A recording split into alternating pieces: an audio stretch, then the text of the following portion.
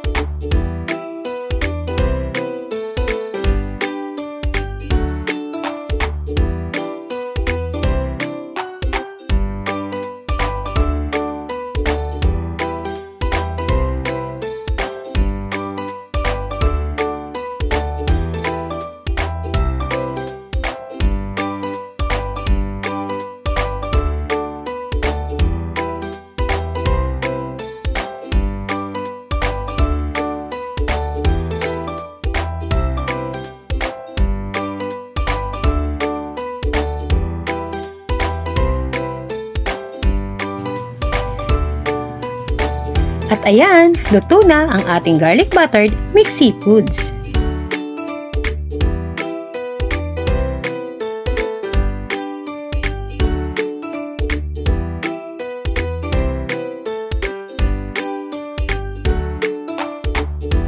Ganun lang siya kadaling lutuin.